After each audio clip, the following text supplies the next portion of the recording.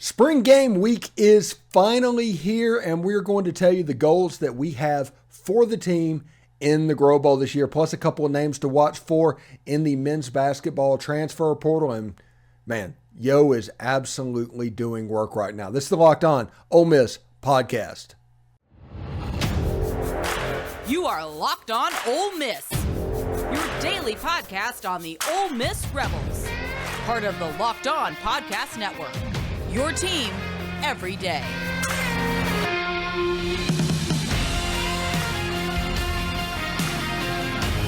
Welcome to the Locked On Ole Miss podcast. I am your host, Stephen Willis. Thank you very much for joining us. And if you celebrated, I hope you had a very, very happy holiday weekend as well. Hey, I do want to let you know you can skip trips to the grocery store and count on HelloFresh to make home cooking easy, fun, and affordable. That's why it's America's #1 meal kit. Go to HelloFresh.com/college60 and use the code college60 to get 60% off plus free shipping for you and HelloFresh. That's a really good deal. Anyway, thanks for making the Locked On Ole Miss podcast your first listen every day. We are, in fact, free and available wherever you get your podcast, including YouTube. Check those out as well. The spring game, the Grove Bowl, is here this weekend, and we all know that this is a weird scheduling quirk dealing with the Morgan Wallen concert the following week. But Ole Miss is going to have a spring game Saturday and then 3 more practices. That's just the way it works. There's still 6 practices left in spring, but we're in Grove Bowl week. We're going to treat it like Grove Bowl week, and we're going to see exactly what's up. Now, when you look at what we are looking for and how we are looking at handling this Grove Bowl, and understand that a spring game is a little bit different animal than you are used to. We're not looking for the same stuff that we were looking for against Mercer, or we're going to look for against Alabama at Alabama. Those aren't going to come into the realm of possibility. But what we're going to do is look at micro things that need to happen as a stepping stone to get to where you want to be. That's the importance of the spring game. Don't watch the spring game for competitiveness. Do not watch the spring game even for the score. They're going to keep score, but watch the spring game for very micro level indicators of where this team could be in the fall. It is my opinion this offense has a chance to be elite. And we've seen unbelievable throws released by Ole Miss of Jaxson Dart this spring. We've seen Jaxson Dart take off and run the ball, showing true dual threat ability. And that makes me honestly think this season could be really good for Ole Miss fans and Ole Miss football. Jaxson Dart performing well in the spring game. I'm not talking about some kind of Eli Manning versus Murray State type performance or anything even similar to what Devin Thomas did like under Houston Nutt in spring games in the past. No, what I'm talking about is the opposite of what happened last year. We need to get out of the spring game and walk out of the stadium or turn off ESPN Plus and think, okay, we are in good hands. That is the goal for Jaxson Dart in the spring game. We're not even necessarily worried about numbers. We just need to set the fan base, the coaching staff, everybody involved with Ole Miss football that, yeah, we're going to be in good hands. Now, we have Walker Howard. I want to see him flash as well. Just for the future, I'm expecting mistakes. I want to see flashes. That's what I want to see from Walker Howard. And Spencer Sanders, I want him to see him get a little bit more healthy. And I want to see him start to get into this quarterback competition because right now, honestly, there's not one for whatever reason. But the quarterback competition is going to be very important. Chris Marshall, I want to see him have a Laquan Treadwell type spring game. I know my expectations might be a little high for him, but that's what I want to see, okay? I want to see Chris Marshall start to bridge that gap between what he did at Texas A&M, where he did flash, even against Alabama at Alabama, and what Laquan Treadwell eventually became at Ole Miss, because I do think Chris Marshall has that kind of ability. I want to see Michael Trigg line up in the slot, and I want to see both tight ends on the field. That's what I want to see offensively. I'm not worried about yards, touchdowns, anything. I want to see good performances from all of them. I want to see them compete. I want to see this potentially be important for them, but not necessarily for this game itself. that's important for their momentum moving forward into the season. That's what I want to see from the offense. Now, defensively is a different story because Pete Golding coming from Alabama, there's going to be expectations with that. There are going to be people with irrational expectations. And I've told you all through spring, this defense is going to be clunky because you can't recruit to one defense for multiple years, change over, and it's just going to fit seamlessly. There is not one football player. Whenever you see a Rivals rankings or a 247 rankings where it's all guesstimations because there's not one type of football player. There could be a player that in one type of an offense is a top 10 player and a different type of offense is a 500th ranked player, 5-star and 3-star. They both have talent. They're both really good, but system means so much for players in football.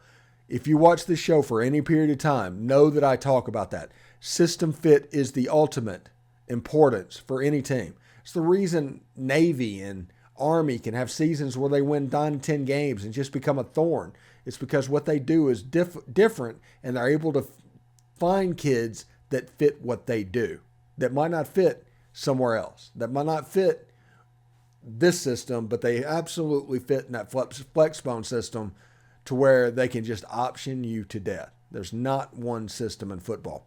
Defensively, understand that is going through. We do not have players currently in place. I think we got, I forget his name, maybe Jameer Lewis, the kid from Southwest Mississippi, playing in the jack position. Going to be a good player. That hybrid linebacker defensive end player, he's going to be good, but he's not the natural fit that we want. DJ Holmes doesn't get here until the fall. Centarian Perkins doesn't get here until the fall. So the defense has a chance to look clunky. But what I'm looking for from this defense and what I want to see is them to look competent. I do not want to see an overabundance of penalties. I do not want to see jumping off sides. I do not want to see a receiver catching a touchdown pass open by 30 yards downfield. I want to see the defense compete. That is my expectation for spring. 9, 10, 11 practices in to the installation of Pete Golding's defense. That's what I want to see. I want to see them compete. I don't care about sacks. I don't care about pressure. I don't care about stopping the run. I want to see them compete and play hard, even though it is a basic practice. If you do that, if you give that to me, I'm going to be excited. Now, goals for the special teams, because they do such weird things special teams-wise, it's going to be hard to see. I do want to see a perfect run of field goals. And I just do. It's going to be something where they start at 25-yard kicks and go all the way out to like 50-yard kicks. But I want to see a perfect field goal range, at least everything inside of 50 yards. Punting, I don't know. It's all in such a controlled thing. You're not going to be able to tell that. You're not going to be able to tell anything about the return game. So special teams is almost kind of a wash for the Grove Ball. But offensive and defensively, I want to see them play hard. I want to see who steps up at wide receiver. Chris Marshall. If Trey Harris plays, I want to see him. I want to see what the young ones look like. Brandon Buckhalter, Braylon Brown, J.J. Henry. I want to see them function within the offense. I want to see Michael Trigg playing outside. I want to get an eye on Caden Prieskorn. Because remember, because of the weather over the weekend, we weren't able to see practice. Dalen wasn't able to go. They canceled that, moved it inside because it rained all day Saturday. So we don't know exactly where they are other than what was released. And those are pretty big deals. There's a pass on Twitter right now. Go into the Ole Miss football account and see a post about Chris Marshall, because that was the source of the post. He's obviously making enough plays to where he is appearing on the official social media account. But one of the passes on that reel was a pass from Jaxson Dart that is one of the better passes I have seen. I don't know if I saw Matt Corral make that pass. Not calling Jackson Matt Corral. But that moment, it looked very special. So we'll see exactly what this looks like. So that's the things we need to look forward to in the spring game. It is the quarterback position, specifically Jaxson Dart, continuing his momentum with a positive showing in the game. Defense, look competitive. Compete all over. Make everything as difficult as possible. Do not get beat for a touchdown while the wide receiver is open by 30 yards. No bust. Be as solid as you can be. Now, my expectations might be high, but it is what it is. So we'll see exactly how that goes. Anyway, I do want to let you know that today's episode is brought to you by FanDuel Sportsbook. Grand slams, no-hitters, and double plays are back, and there's no better place to get in on the MLB action than FanDuel. It's America's #1 sports book. That's because right now, new customers can step up to the plate with a no-sweat first bet, up to $1,000. Just go to FanDuel.com/lockedon to sign up, place your first bet, and get up to $1,000 back in bonus bets if you don't win. Now, I do realize that in Mississippi, you have to go to a brick and mortar casino. That's just the way it is. We might not agree with it, but that's the law. But if you go to New Orleans, if you go to Shreveport, Baton Rouge, if you go over to the river in Delta, Louisiana from Vicksburg, if you go up to Memphis, Jackson, Tennessee, or a road trip to Nashville, you can use FanDuel. So you can download it now, and they'll be ready with that no-sweat first bet for you right now, up to $1,000. FanDuel, it's an official partner of Major League Baseball.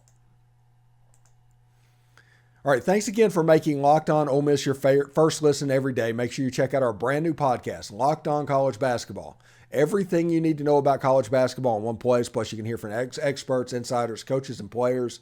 And even though the season's over, the transfer portal season is just kicking off. So check them out at Locked On College Basketball. It's available on YouTube and wherever you get your podcast. Now, transfer portal in basketball, especially men's basketball, is what we're going to focus on today. But Coach O is doing a phenomenal job.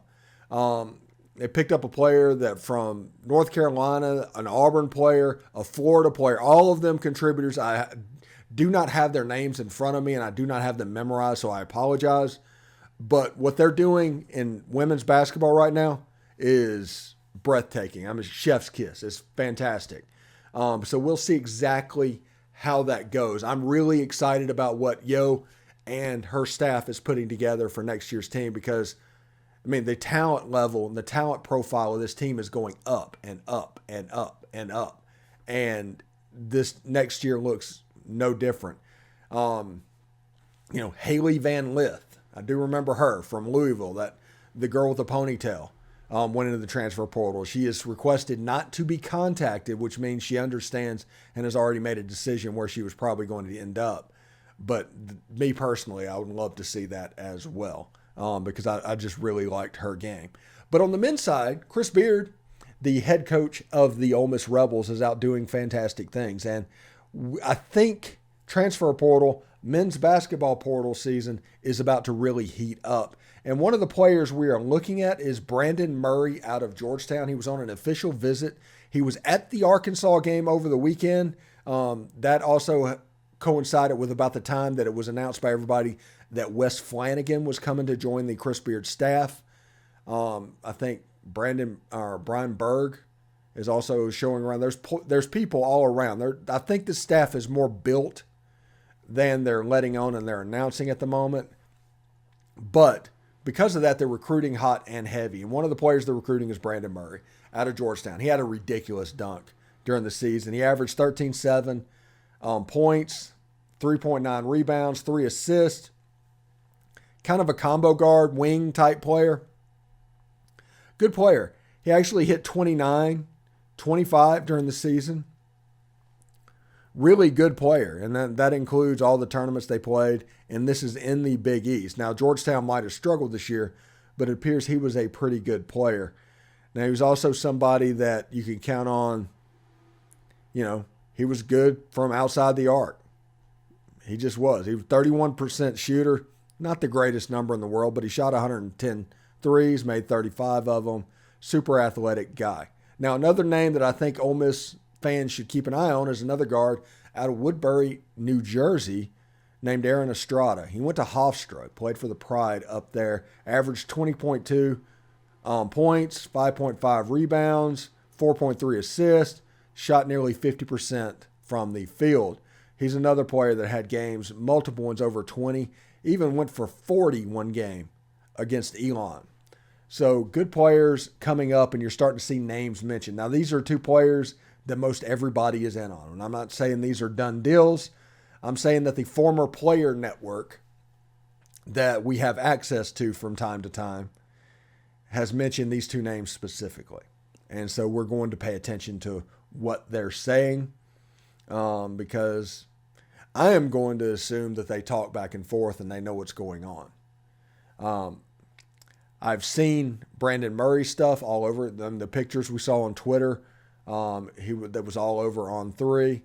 Have not seen the Aaron Estrada stuff so much, but I'm going to trust in what I've heard on that one, just rumor-wise, and see exactly what he puts together.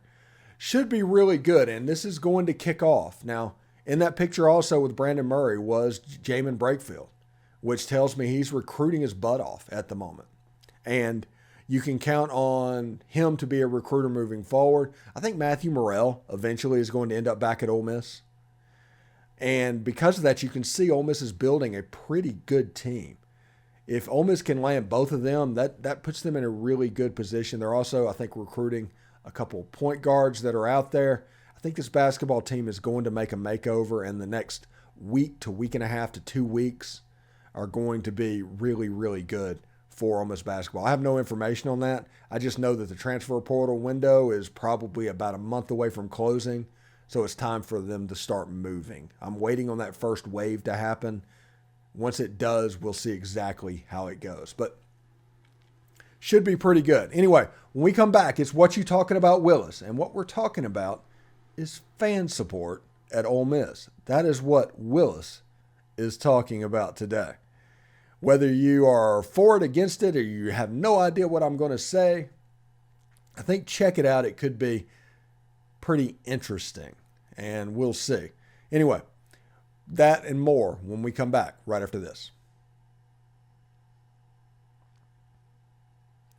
All right, thanks again for making the Locked On Ole Miss podcast your first listen every day. We are free and, in fact, available wherever you get your podcast, including YouTube. So do us a favor, subscribe to the YouTube channel, hit the bell for notifications, and, of course, upvote the video itself.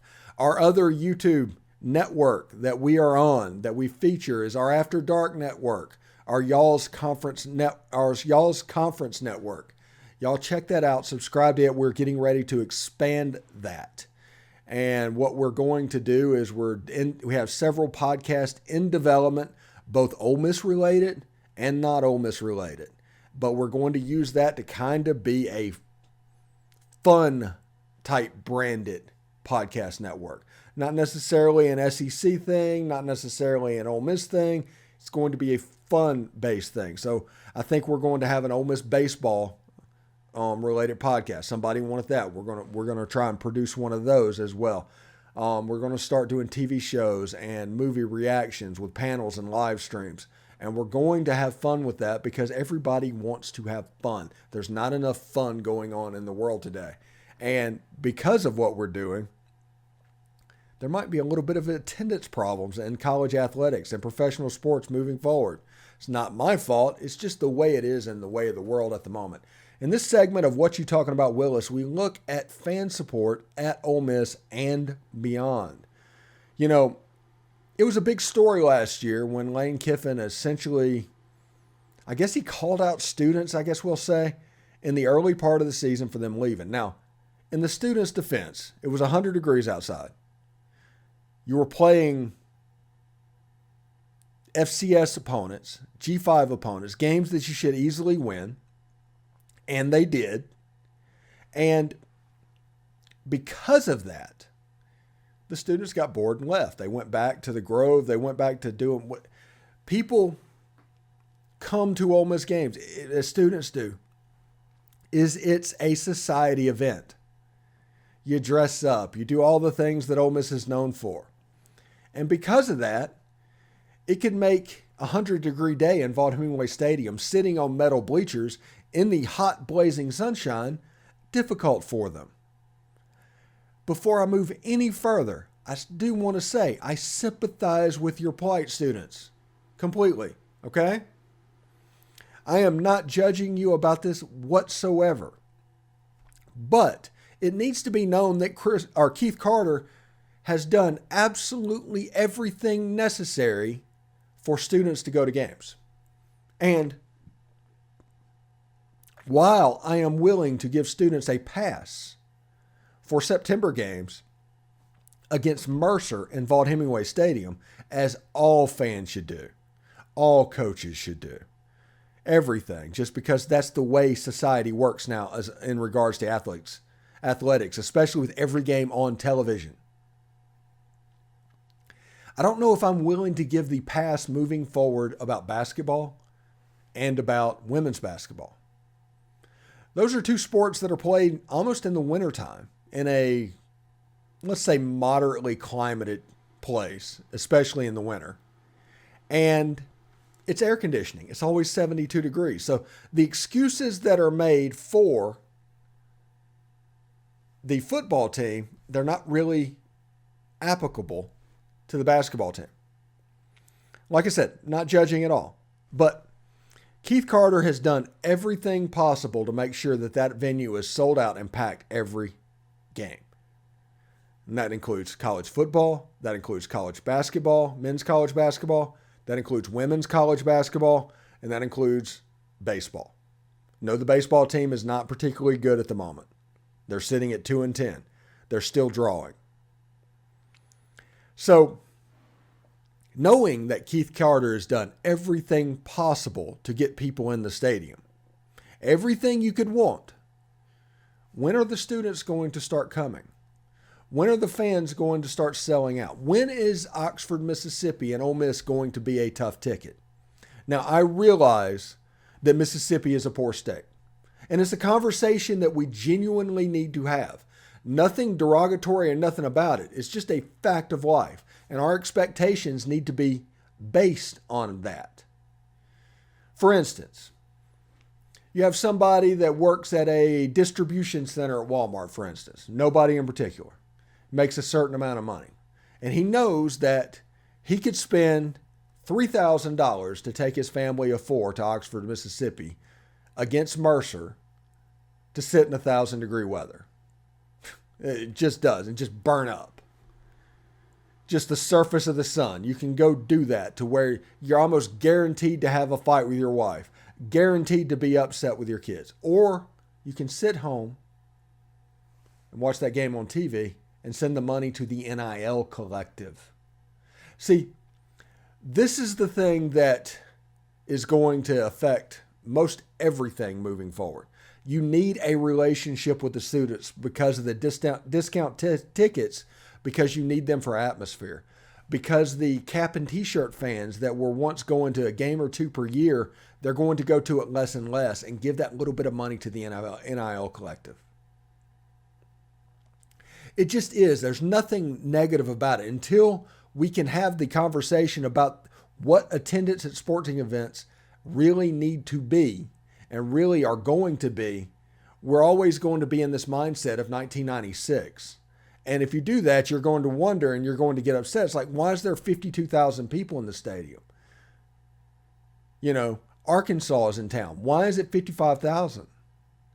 And it's because more and more people are choosing to stay home and donate their money that they were spending at hotels and things around Oxford, Mississippi, to directly impact a Grove Collective initiative, to directly impact maybe the Dead Soxy NIL collective thing, where you can order socks that specifically help recruiting and signing of NIL athletes.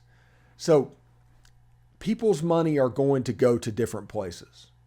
It's not going to be what it once was. Don't expect it. If you are expecting that, that is honestly a you problem. College football is not messed up because it's not meeting your expectations. No, you need to change what is going on. You need to change your thinking. Congress is not going to do anything about NIL. They're not, because they don't do anything about anything anymore. If you're counting that on your silver bullet to kill this NIL werewolf, you are mistaken. Nothing is going to change. The only thing they're going to do is figure out how they're going to prosecute violators, people that use it for different reasons. And even then, it's going to be at a similar level to what NCAA probation was in 1996, to where Kentucky can do something in basketball and Cleveland State goes on probation. That type of deal. But understand that Keith Carter has done absolutely everything possible to make sure those stadiums are as filled up as possible. Period. There's no real way to get around that. There's going to be mistakes. There's going to be losses that happen along the way. But if you're talking about effort in the head coaching positions at each program on campus, Ole Miss has never been able